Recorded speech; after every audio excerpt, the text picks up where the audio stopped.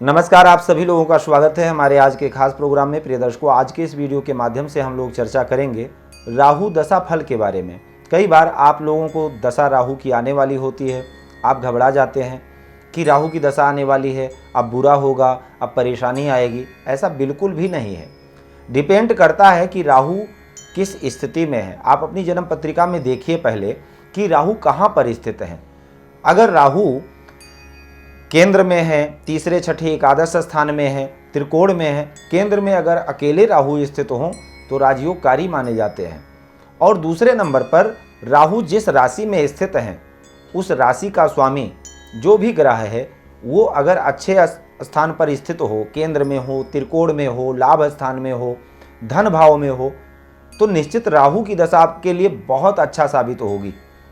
बिल्कुल घबराने की जरूरत नहीं है। अगर उसी राहु पर किसी भी प्रकार से किसी भी शुभ ग्रह की दृष्टि पड़ जाए, खासकर बृहस्पति की 5वीं या 9वीं दृष्टि पड़ जाए, तो राहु बहुत अच्छे परिणाम देते हैं। एक सूत्र है कि भाग्येश और अष्टमेश अगर एक साथ युक्ति करके बैठे हों, भावार्थ रत्नाकर का सूत्र है ये, तो भाग्येश की दशा नॉर्मल जाती है, भाग्येश की दशा नॉर्मल जाती है, लेकिन अष्टमेश की दशा भाग्य वर्धक होती है। क्यों? क्योंकि संगति का गुण है। अष्टमेश भाग्येश के साथ बैठा है। तो ग्रहों में यह देखना बहुत जरूरी है, ग्रह किस राशि में है, किससे युक्त है, किससे दृष्ट है, उस जिस भाव में बैठा है, जिस राशि में बैठा है, उस राशि का स्वामी कहां पर बैठा है, वो किस स्थिति में है। भावत भाव अगर देखा जाए, मान लीजिए आप किसी के घर में गए, आप जिसके घर में गए हैं वो व्यक्ति अगर संपन्न है, प्रसन्न है, प्रफुल्लित है, तो निश्चित है आप भी जाएंगे, आपका भी मन प्रफुल्लित रहेगा, प्रसन्न रहेंगे। जितने टाइम तक आप वहां रहेंगे निश्चित आप खुशी रहेंगे। और वो पहले से परेशान है, आप उसके घर में पहुंच गए तो आप भी दुखी हो जाएंगे। तो ऐसे ही ग्रहों को भी आप ऐसे ही समझ लीजिए, ग्रह जिसके घर में बैठा है उस घर का स्वामी कितना प्रफुल्लित है, कहां पर है, ये मायने रखता है। अगर वो अच्छा है तो निश्चित राहु की दशा आपके लिए बहुत अच्छा जाएगी। हम पिछले वीडियो में बात कर चुके हैं प्रथम भाव से लेकर छठे भाव तक अगर राहु बैठे हों तो किस प्रकार का फल देते हैं। अब इस वीडियो के माध्यम से हम लोग जानेंगे सप्तम भाव से लेकर और द्वादश स्थान तक अगर राहु बैठे हों तो किस किस प्रकार से फल देंगे और किन किन बातों का आपको विशेष रूप से ध्यान रखना है, सावधानी रखना है। क्योंकि राहु को आप सभी को पता है बेड़ी को तोड़ने वाले ग्रह हैं, यानी बंधन को, परंपरा को, कोई भी नियम इनके ऊपर अगर लागू हो, जैसे किसी भी नियम को ये तोड़ना बहुत अच्छे से जानते हैं। राहु बाहुबल के कारक माने जाते हैं और राहु का सिर्फ सर है, धड़ नहीं है। तो यहां पर ऐसा जातक बहुत टैलेंटेड होता है।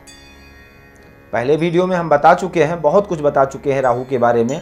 फिलहाल बस इतना समझ लीजिए कि राहु अगर अच्छी स्थिति में है, जिस राशि के स्वामी जिस राशि में स्थित है उसका स्वामी अगर अच्छी स्थिति में है तो राहु बहुत अच्छे फल देंगे। और राहु अगर खराब हो तो क्या करते हैं, विद्वान कहते हैं बुद्ध्या विहीन मति विभ्रम सर्व शून्यम विश्वम भयात विश्वमापद मृत्यु तुल्यम व्याधि वियोग धनहानि विषानि चैव राहुर दशा फृजत जीवित संशयम चा। अगर राहु खराब हो तो इस प्रकार का फल देते हैं, बुद्धि को भ्रष्ट करते हैं, विशेष प्रभाव बुद्धि पर पड़ता है। तो आपको कहां कहां पर क्या ध्यान रखना है। देखिए, सबसे पहली बात तो यह है कि अगर राहु इस स्थिति में है तो राहु की दशा बिल्कुल खराब नहीं जाएगी। अब इसके बाद मान लीजिए अगर राहु ऐसे घर में बैठे हैं जिस घर का स्वामी पीड़ित है, दुख स्थान में है, वहां पर पाप प्रभाव में है, नीच राशि का है, राहु पर भी अशुभ प्रभाव अधिक है, राहु भी अशुभ स्थान में है या दुख स्थान में है, तो आपको सोचने की जरूरत है। तब वहां पर राहु के लिए उपाय क्या करना है वीडियो के अंत में मैं बताऊंगा। प्रिय साथियों, राहु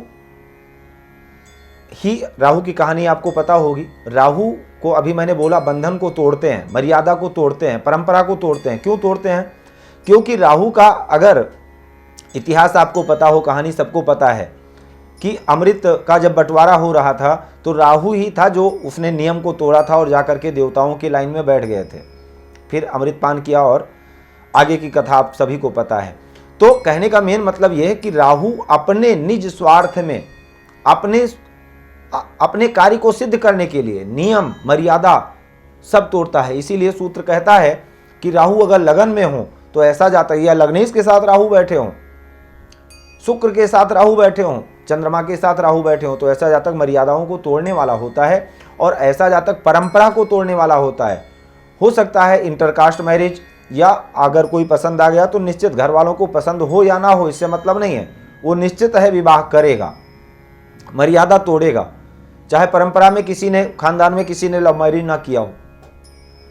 ये बात सिर्फ लव मैरिज की है, ऐसी बहुत सारी चीजें हैं जो राहु की दशा जब आ जाती है, राहु की दशा में जातक अपनी मर्यादा को तोड़ देता है, परंपरा से हट जाता है, नियम को तोड़ देता है, कोई नियम नहीं मानता है, क्योंकि बाहुबल का कारक है। इसीलिए विद्वान कहते हैं कि एक सूत्र कहता है कि राहु अगर अच्छी स्थिति में हो तो जातक को शेयर मार्केट से संबंधित बहुत अच्छा लाभ, क्योंकि रातों रात लाभ करवाना है ना, जहां से शॉर्टकट या रातों रात जातक को अमीर बनना हो, ऐसे सारे काम राहु करवाते हैं। लेकिन लाभ जब ज्यादा अच्छा होता है जब बुध की भी स्थिति अच्छी हो, क्योंकि बुध बुद्धि के कारक हैं। राहु का काम है तुरंत डिसीजन लेना, जातक कोई भी एक्शन ले लेता है, लेकिन बुध का काम है बुद्धि से विचार करना कि जो मैं करने जा रहा हूं इसमें कितना नुकसान है, कितना लाभ है, क्या ये जहां पर मैं इन्वेस्ट करने जा रहा हूं इसमें लाभ होगा, आगे चल करके बढ़िया अच्छा प्रॉफिट हो सकता है या नहीं हो सकता है। ये काम बुध का है। अगर बुध सपोर्ट कर रहा है तो राहु, फिर वही राहु आपको अच्छा लाभ दिला सकते हैं। अब बात करते हैं अगर राहु सप्तम भाव में बैठे हों तो सप्तम भाव क्या है? कामनाओं का भाव है। कामनाओं को बढ़ा देता है। अब यहां पर देखिए भोग का भाव माना जाता है, दारा सुख का माना जाता है। अगर सप्तम में राहु है तो एक सूत्र और भी है, अपने जीवन साथी का कहाँ मानना चाहिए, क्योंकि जातक जीवन साथी बहुत टैलेंटेड होता है, चाहे वो स्त्री हो या पुरुष हो, कोई मतलब नहीं है, क्योंकि राहु के पास क्या है? सर है, और राहु के पास बहुत तीव्र गति से सोचने की क्षमता है, बहुत टैलेंटेड ग्रह माना जाता है। तो यहां पर करना क्या है? कामनाओं को बढ़ा देगा राहु, भोग की तरफ ज्यादा प्रेरित करेगा। आपका काम क्या है? वही घर व्यापार का भी है, वही करियर की स्थिरता का भी है। तो आपको नकारात्मकता से हटा करके सकारात्मकता की तरफ ले जाना है, अपने व्यापार को डेवलप करना है, धन के आवागमन का स्रोत बढ़ा सकते हैं आप, क्योंकि 10 भावत भावन का सूत्र लगाएं तो सप्तम भाव करियर की स्थिरता को दर्शाता है, मजबूती को दर्शाता है। तो करियर का विस्तार कर सकते हैं, बहुत बड़ा कर सकते हैं। अगर सप्तम में राहु है, राहु की दशा आ चुकी है और राहु सप्तम में है, सप्तमेश अगर केंद्र व त्रिकोण लाभ स्थान व धन भाव में स्थित हो, या सप्तम भाव में जो राहु स्थित है उन पर किसी शुभ ग्रह की दृष्टि पड़ रही हो, तो निश्चित है राहु की दशा बहुत अच्छा परिणाम देने वाली है, घबराने की जरूरत नहीं है। अगर वही राहु अष्टम भाव में हो, अगर अष्टम भाव में राहु हो तो जातक को क्या करते हैं? देखिए अष्टम के राहु को तो बहुत अच्छा नहीं माना जाता है। पहली बात, अपने खान पीन पर बहुत ध्यान रखना चाहिए। दूसरे नंबर पर ब्लैक मैजिक यानी तंत्र विद्या, वामांगी पूजाओं से दूर रहना चाहिए, ऐसे बाबाओं से भी दूर रहना चाहिए। सकारात्मक, देखिए अंतर मन का ज्ञान भी दे सकता है राहु। अब वो ज्ञान आप वामांगी विद्या में ले जाते हैं या सकारात्मकता में ले जाते हैं, आपके ऊपर डिपेंड करता है, क्योंकि राहु दैत्य राशि के ग्रह है। इसीलिए राहु के लिए कहा गया है ना, शनिवत राहु और कुजवत केतु। तो राहु अगर बुध की राशि में हो, मिथुन या कन्या में हो, वृष या तुला में हो, मकर व कुंभ में हो, तो बहुत अच्छे परिणाम देते हैं अपनी दशा में। अष्टम भाव में राहु अगर होंगे तो निश्चित है, कई बार पहले के जमाने में कहा जाता था सांप से बच के रहना, सर्प से खतरा होता है, ये योग छठे भाव में भी बनता है। तो आज के जमाने में क्या, दवाइयों को, अगर कोई भी दवाई खाते हैं तो बहुत सोच समझ करके खाएं, नहीं तो दवाइयों का इन्फेक्शन हो सकता है। खाने पीने से संबंधित भी विचार करना चाहिए, उससे नुकसान हो सकता है।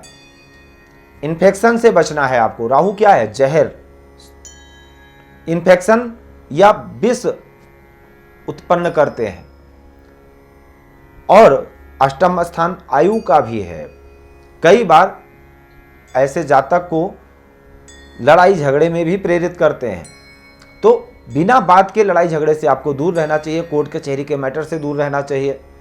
अगर राहु जिस अष्टम भाव में है, अगर वहाँ के स्वामी अगर अच्छे स्थान में है तो ज़्यादा घबराने की बात नहीं है। लेकिन अगर राहु अष्टम भाव में है, अष्टम का स्वामी भी पीड़ित है, अष्टम पर किसी शुभ ग्रह का प्रभाव भी नहीं है, तो आपको सतर्क होने की जरूरत है। तब राहु नुकसान दे सकते हैं। राहु को बंधन का भी कारक माना जाता है और ये लग्न से 8वां घर है, तो भ्रमता की स्थिति को उत्पन्न कर सकते हैं, यानी आपको परेशानी में भी डाल सकते हैं, अंधकार में ले जाते हैं, एकाग्रता में ले जाते हैं। तो एकाग्रता ध्यान केंद्र भी है। एक बार अभी जल्दी की ही बात है, कोई व्यक्ति एकाग्रता में गया और उस एकाग्रता में जाने का विपासना केंद्र आप सभी लोगों ने सुना होगा, तो कहीं ना कहीं उसको राहु की दशा मिली हुई थी, बिल्कुल परिवार से विरक्त। उसमें और कैद खाना में कोई बहुत अंतर नहीं है। अब वो एक अलग बात है कि राहु पर अच्छे ग्रह का प्रभाव था, इस वजह से वो अध्यात्म की तरफ गए। लेकिन जेल जाने के लिए भी राहु का सबसे बड़ा रोल होता है। राहुस्त दीर्घ योग यदा अंतहे राहुस्त नाथस्य तथैव भूयात् अंत्याधिपश्चेद वीरेण हीना कारागृहे तस् स्थितिर्नूनम। मतलब राहु जेल के भी कारक हैं, लेकिन डरने की जरूरत नहीं है। पहले आपको देखना है कि राहु जिस घर में है वो उस घर का स्वामी कहां पर है और राहु पर किन किन ग्रहों का प्रभाव है, किस राशि के राहु बैठे हैं। यही राहु अगर नवम भाव में बैठे हों तो ऐसा जातक अध्यात्म को या तो बहुत मानेगा, मतलब ये नहीं अपने गुरु को रोज नहीं बदलेगा, आज इस एस्ट्रोलॉजर से बात कर लिया, कल उससे बात कर लिया, आज इनको गुरु बना लिया, कल उनको बना लिया। अपने विश्वास का पक्का होगा, जो मानेगा अटूट मानेगा, नहीं तो नहीं मानेगा। धर्म को बिल्कुल मतलब अंधविश्वास से दूर रहता है ऐसा जातक। कुल मिलाकर के ऐसा जातक विशेष रूप से राहु की दशा हो, राहु अच्छी स्थिति में हो, उस घर के स्वामी अच्छी स्थिति में हो, तो विशेष अचानक लाभ करवाते हैं राहु, भाग्य को चमका देते हैं राहु। शेयर मार्केट आदि इत्यादि से संबंधित अगर बुध की भी स्थिति अच्छी हो तो नवम भाव के राहु काफी अच्छा लाभ करवाते हैं।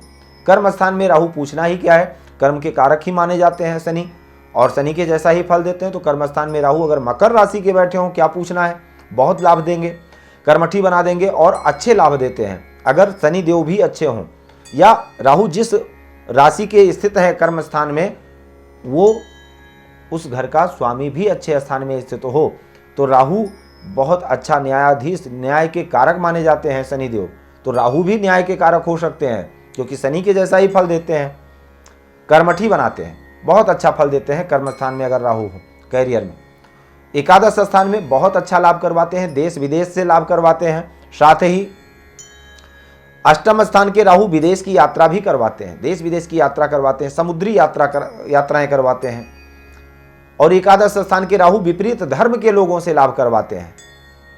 बड़े भाई के साथ छोटे मोटे संबंध खराब हो सकते हैं, लेकिन फिर भी राहु लाभ के लिए बहुत अच्छा। अब यह आपको यह विचार करना है पैसा कहां से आ रहा है, क्यों आ रहा है, आना चाहिए या नहीं आना चाहिए, लेना चाहिए या नहीं लेना चाहिए, यह विचार करना आपका काम है। अगर नहीं विचार करेंगे तो निश्चित पछताएंगे।